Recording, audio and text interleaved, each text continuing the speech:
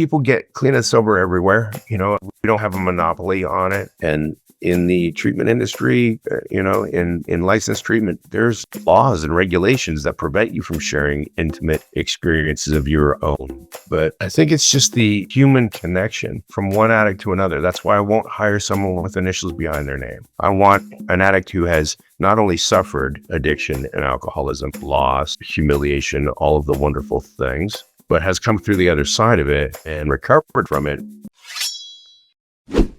Welcome to Business Ninjas, brought to you by WriteForMe, where you'll hear from business leaders who are out there growing their business and slaying it every day. Learn from the masters. Let's get started.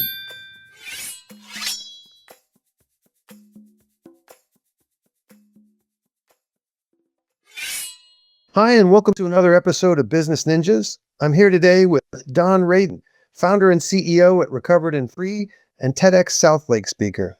Don, how are you this morning? Doing well. How are you? I'm great, thank you. Appreciate you spending some time with us on Business Ninjas. Please tell us a bit about yourself and about Recovered and Free.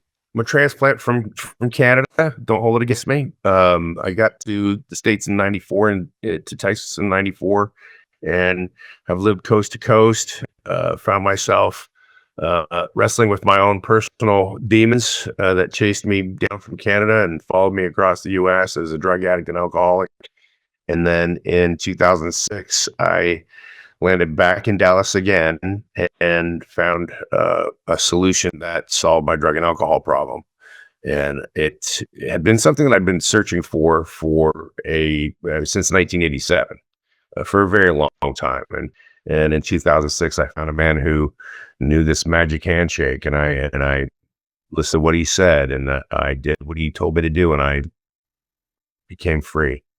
And then as a result of that, I caught on fire to help as many people as I can while I'm still breathing in and out. That's what I've dedicated my life to doing. And I've helped open up several large treatment centers and recovery homes as well throughout the U.S. and some of them on national TV stations, programs. 2017, I saw this huge turn that was happening in the market in the treatment world, and that there were two big factors that had me turn and really question my commitment to this industry. And one of the driving factors was the influence that insurance companies have over treatment centers, and they dictate to the treatment centers what they will and will not pay for, and the treatment centers, of course, want to get paid, so they acquiesce. And I saw this other system working, and that was the medical fraternity. Now, I'm not anti-medicine. I have a doctor, therapist, all of those good things. But what I saw was this almost 100% of people who came into rehab were leaving with dual diagnoses and a brand new gallon bag of prescription medications. And I just, watched with skepticism as I then found out through utilization reviews that a person is worth more money to the treatment center if they have more than one diagnosis. And so insurance pays better. And so this sick system really started to have me lose sleep at night, because all I wanted to do was help people recover from alcoholism addiction, get them free, get them back to their families, if there were willing participants there, and have someone have a brand new life. That was the whole goal. And so as I turned my back on the treatment industry, some people approached me saying, "I've heard that you are a free agent and you'd like to start your own program." I kind of looked warily at them, and they asked me to start a program. And so in 2017, actually May 17th of 2017, we formed the Radon Recovery Group, which is doing business as Recovered and Free. And it's a peer-driven program. I don't, by design, I'm not licensed. I don't hire licensed professionals. We're peer-driven. So it's addicts and alcoholics who have found a way out, helping addicts and alcoholics find their way out. And that's me summarily. That is recovered and free. Well, firstly, I thank you for what you do. I mean, in terms of paying things forward, finding a path that in effect saved you and helping others do the same is a real high calling. Secondly, I hate that we have to refer to treatment as an industry. I mean, that's an antiseptic term that really dehumanizes the process, the patient, the whole thing. And I hate hearing that, because I've been around the space a little bit, and I see the way people are treated at arm's length with a prescription pad in hand. It's take this, see you in a few weeks. All right, take more of this, take less of that, see you in a few weeks. And that just perpetuates. And we seem to want to numb people out as opposed to get to the root core of why they're masking their problems in the first place. And that's not a solution. You know that. So again, I thank you for what you do. Tell me about Recovered and Free, where you're located, who you serve, how you approach what you do. We're located in a small little quaint farming town called Hubbard, Texas. We're designed for men only. We're gender specific, and as such, since we don't take insurance, we are private pay only. So that's the funding is not state funded. It is super cost effective, comparatively speaking, to the spa-like experiences that people have, which I actually talk about to some degree in my TEDx talk about stigma. And I'm glad you brought that up, because the medical fraternity is quick to pull out that prescription pad, but the families are actually relieved to hear that their husband, their son, their father, their brother has some other disorder. They have, they're bipolar or suffer some chronic depressive or anxiety disorder, and there's some relief in that, because of the stigma of addiction. People want it to be something else. They want it to be causal. They want there to be some other reason why my family member, my loved one, is spiraling down the drain. The addict themselves like to hear the diagnosis, because as an addict and an alcoholic myself, I would love to keep drinking and using. And if you can give me an excuse as to why it's this problem over here instead, then I will glom onto that to continue feeding the monkey on my back. And so we don't offer the dog and pony show. We're not a spa. We're designed to teach men how to live happy, free, and sober. It's not about quitting. Most addicts and alcoholics are champion quitters. It's the staying quit that we struggle with. And so that's what Recovered and Free is designed to do. It's a 90-day program that is designed to implement daily practices and a regime and a practice that will allow a man to move back into his home and continue on with his work and be a better employee, employer, coworker, father, husband, son, brother, neighbor. We want these men to not get sucked up into what I call the 12-step ghetto, where you have to go to a meeting every single day in order to stay sober. We are a 12-step program, but I'm trying to teach them the original way that the men who came through AA came through. And there wasn't this over-dependence on people. There wasn't this over-dependence on meetings, and there was no sick cycle of detox treatment center, PHP, sober living, detox, because there's no solution that's ever provided. It just creates this money bag being passed around from one institution to the other until those maximum benefit. And what they mean by maximum treatment benefit is that the benefits are paying out on their insurance policy anymore. So I'm sorry to get so political about that, but No, it's just it's maddening for people who are really looking for a solution to their life or their loved one's life. They don't even know what questions to ask. So they go to the website and they see, you know, the spa, the massage, the equine therapy, boating, fishing, all that wonderful stuff. The addict, of course, would love to take a little break. Yeah, I need a break. Um, and while they have this great experience, they at some point just don't have a solution, and they go back to the way that they were originally. Yeah, I.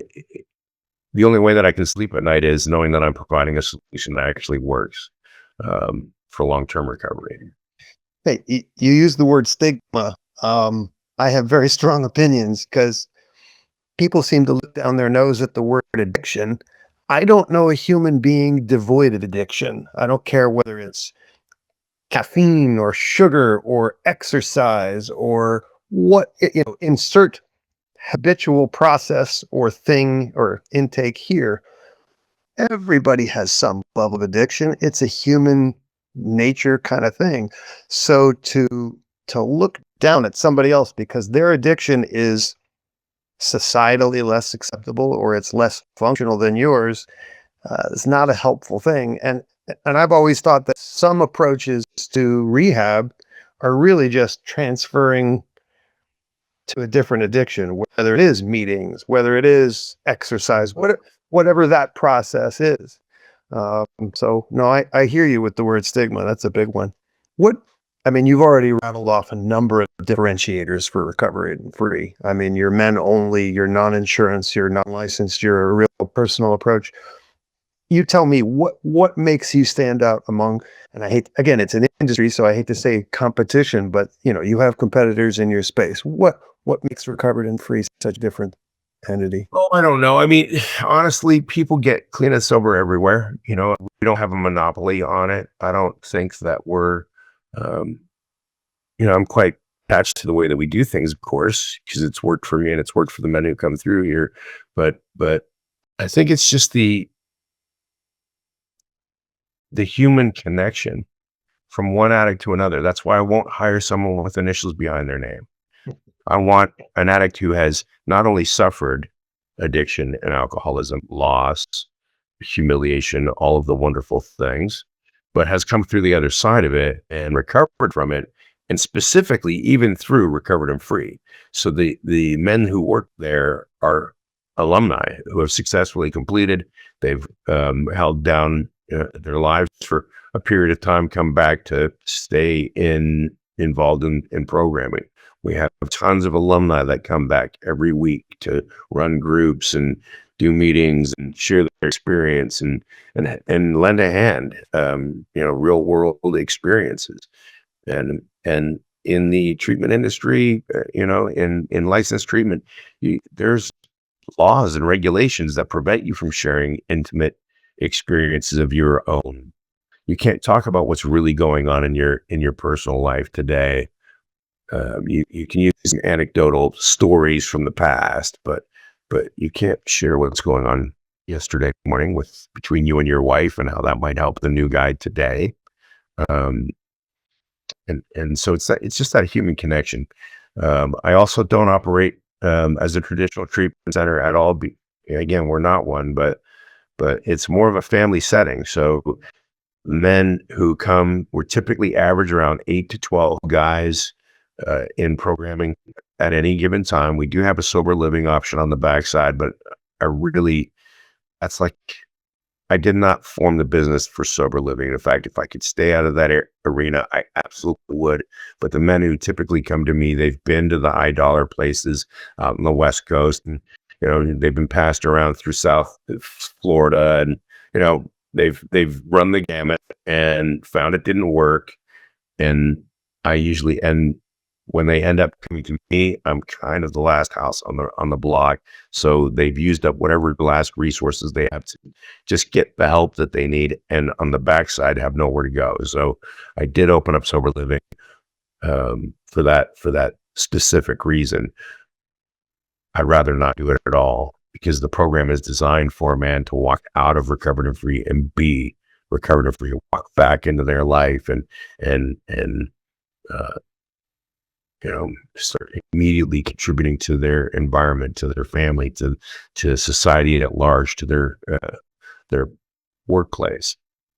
And the alumni make it real and tangible. And another thing that separates us, so not just the intimate settings, but alumni who come and just want to get reconnected. They want to spend a couple of days. Maybe they're going through a struggle at their home, and they just need a couple of days breather. They can come back. It's no charge. I don't sell the services afterwards. They can come back, stay in one of the client hallway, in one of the rooms in the client hallway, and stay for a couple, 3 days, and just be, and just hang out in a safe environment. I do offer different varying lengths of stay depending on a person's need. We have as short a time frame as 2 weeks, and along this time, in fact, I've had 5 people in the last 7 years, or sorry, last 8 years, ask to say twice as long in programming. So instead of doing 90 days or committing to 90 days and saying, hey, why can't I cut out at 70? The guys that come through my program are asking to stay twice as long because of the depth that we get into about recovery and how to help other people. And so I think that's really some really key differentiators is, we're a family. We support the families afterwards, try to get them connected with people who have support groups of other family members that suffer addiction and alcoholism.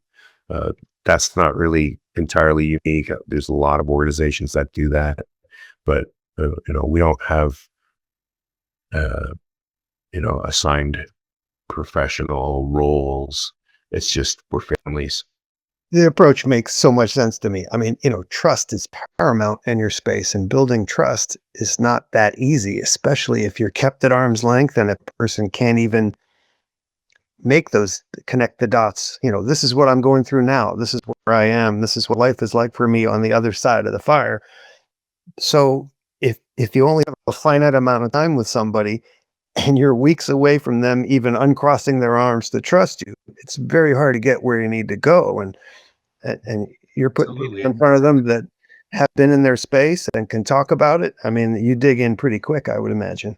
Oh, absolutely. In fact, as owner, I do something that I promise you I've not heard any owners do, and that is, for the vast majority of men who come to my facility, I pick them up and I drive them myself. And in that hour and a half, 2-hour drive, I'm beginning to share my story immediately with them, connecting with them at a real recovered addict, alcoholic experience.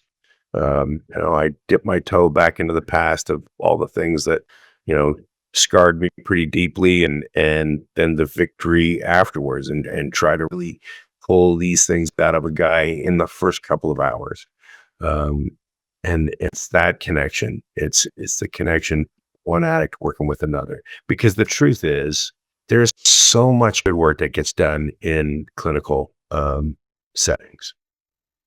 However, as an addict and alcoholic and having to survive in stigma of our society, I have to think 50 chess moves in advance.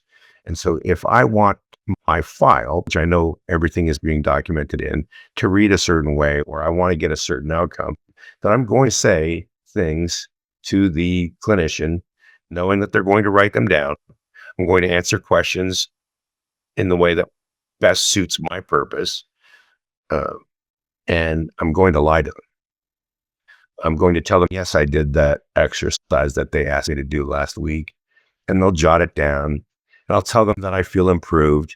And I may not feel improved at all. I may have been using the entire time, etc. Like we're going to lie to fit our own ends. And unfortunately, because of the rules of licensure, you have to document what the self-reporting symptoms are from the client. And so that dishonesty, that distrust, even though the person who's on the other side, the doctor, the therapist, the clinician, has a heart to help us, they're not us. And they think they understand, but they don't understand. And it's like, I'm a big meat eater. Don't hold it against me. But if I was trying to try and describe what it's like to eat a ribeye steak to a vegan, it doesn't matter how articulate I am, how much I have a grasp of the English language. I will not be able to verbally draw that picture well enough for a vegan to taste it. And that is the exact same thing with drug addiction and alcoholism. Until you've been down the road, it doesn't matter how many books you've read, how much you studied, how many YouTube videos you've watched about it, how many years, decades of your life you've devoted to learning about it. Until you have farmed a carpet or, had the walk of shame in the morning or afternoon, whenever you got up, about the things that you don't really remember, and watching the disgusted family members, you know, until you've experienced that, you don't know addiction. Hey, in any business, you got to meet people where they are. And you are doing that at a whole other level that they're not used to. So I would imagine it for some of them, it's got to be jarring. A great way, day one, to have those conversations because they haven't been spoken to that way, right? Absolutely. And so we do get to have a little gloves off approach. And, we confront them with the truth. And, there's that old saying that truth will set you free. But at our facility, there's a little caveat there, and it says, but first it'll piss you off. Just curious for a second. Tell me about the challenges of sustaining this business through COVID. Oh, so we survived COVID. We survived what I lovingly call Snowmageddon. If you were informed of what happened a few years ago, winter, the ice storm froze out everything. The whole state was out of electricity for about 2 weeks. 2 weeks. Yeah. Yeah. It was nothing short of a miracle that we're still standing, because a lot of organizations have fallen by the wayside, either directly as from COVID, or, within a short couple of years afterwards, that just couldn't pull out of that deficit. And it's because we run a lean organization. I don't have really super high margins. I don't have a lot to work with, but there's a couple of different nonprofits that work with us because we're so affordable. They will want to maximize their donors' dollars by helping people get into a rehab program that is more cost effective. If I can get someone to go to rehab for 90 days for $15,000 versus 60,000 or 100,000, and I have a donor who just gave 45 grand, then I can have 3 people and not half of one. And so that definitely helped us out.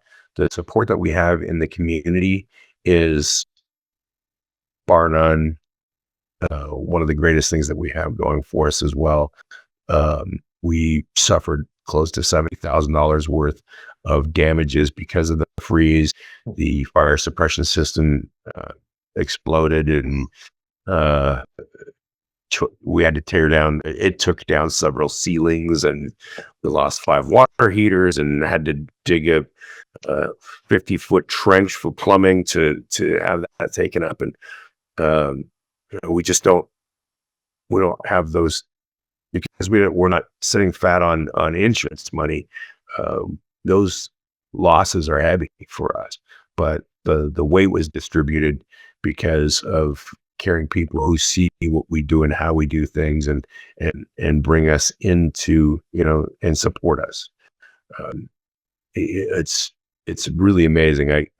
We just celebrated our 8-year anniversary this Saturday, and there was over 200 people in attendance, and of course a vast majority of those were alumni and their families, but a third was the residents of Hubbard, to come up. And there's 3 churches in town. There's several active ladies there, and men that like to cook for the guys. And we had a really big shindig, and all of that support translated from basically year 2 on. The first year we had an uphill battle, but that's really what sustained us, because I don't market in the traditional sense. I'm about to launch my own podcast, so stay tuned. It should be, we might be in production in the next 30 days. Just we have all the talent in house. We just have to get the equipment all set up and the bugs worked out. But I don't have traditional marketing. My marketing is the men who go out and live free lives, and their families tell some other family about what happened to their child or husband or father. And it's that word of mouth. Those referrals are key for us. I don't put any testimonials on our website. We get all our reviews from Google, and we would have a 5.0 star, 5.0 rating if it wasn't for one guy who just was upset that when we opened, our phone system didn't quite work the way he thought it should. Oh, come on. That's critical in recovery, a phone system. No, it's great. Well, hey, I'm glad to hear you're going to start telling your story, because it's important, right? Tell me a little bit about the TEDx Southlake experience. That was amazing, really. My wife put me up to it. I didn't really feel like I've been watching TED for years, over a decade, and never once considered myself being on if I could just be on the red dot. And she had me apply to this TEDx in Southlake that was being conducted. And out of 260 applicants, I made the cut of one of 16. And we started the process, and they assign a TED speaker coach to you, a TEDx speaker coach to you. And for 5 months, we met once a week and had ideas, and she helped me tailor the ideas and fine tune them. And although I am an advocate and a speaker on a public forum quite often, I'm more of an outlaw gunslinger. I'm not someone who recites, a particular path and a talk track.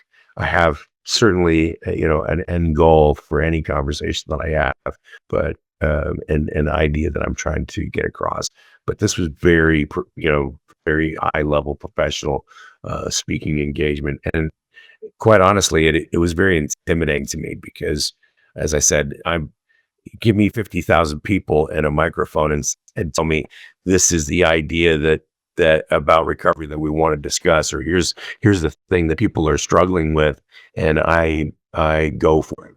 But as far as having a script and trying to stay on point and having only 15 minutes, precisely 15 minutes to get everything you need to say out, well articulated, it was a challenge. But I will say this. I'm happy to announce that I was the only speaker who got not one but 2 standing ovations. It was. I went totally off script. Of course you did. I didn't do it intentionally either. I just froze after the first 30 seconds, and we were having so many AV issues, unfortunately, during that event. So it kind of broke my train of thought, but it went off perfectly the way it was supposed to, and I hit every point, just not necessarily in the way it's scripted. Hey, addiction and recovery is not a linear path, so talking about it doesn't necessarily have to be either, right? That's correct. It is not linear. I'm glad you recognize that. Life as a human being is not a linear path. I think too many people forgot that. In some ways, I know this may sound awful, but the pandemic, you got to look at an upside to every down situation. And I think a lot of people went, whoa, 1 + 1 does not equal 2. I don't like where I live, what I do. Let's hit the reset button and find a way to enjoy our lives, because it's not a linear path. I think anomalies are the norm, really, So no, I find it amazing. I did not know that there are that many months of training leading up to a TED Talk. I had no idea. But hey, they tried to put you in a box, and you allowed them to put a bow on you, but you were not. Inside the red dot, I stayed inside the red dot. I didn't use any language that would be disruptive They didn't have to put a red dot over your mouth after the fact. no, I gotcha. bleeps, no censorship. Gotcha. Look down the road a year from today. What are some things you'd like to be celebrating personally and professionally? Oh, I would definitely like to cross, a certain threshold on viewers with the podcast, because that's really the direction that I see myself moving in now with all this experience over the last almost 20 years, seeing things that worked, it didn't work, and what's broken in the industry in this field. This podcast purpose is to educate people. It's to tell them, hey, this is what is available out there. When you're, don't look at the smoke and mirrors. Look for the little wires, because it's your loved one, it's your resources. If you're, paying out of pocket or even using your insurance benefits, you want to make sure that that time and those resources are being used to it for something that actually will help. And unfortunately, the vast majority of people who go to rehab are real genuine addicts and alcoholics. And they may have had a drinking problem and it may have caused them some difficulty, but if push came to shove, they would be able to stop or moderate. And I deal specifically with the addict or alcoholic who has tried to stop or moderate more than once, more than twice, and found that they can't. Once they start, they can't control how much they take, and when they don't have it in them, their mind is trying to trick them and kill them and make it look like an accident, saying this time it's going to be different. So a year from now, it would be educating the masses on rehab, on recovery, family matters, how boundaries and how families can get well in spite of the fact that the addict may or may not get and or stay sober. Kind of dispel a lot of the myths and break a lot of the stigma that's out there today on addiction and recovery.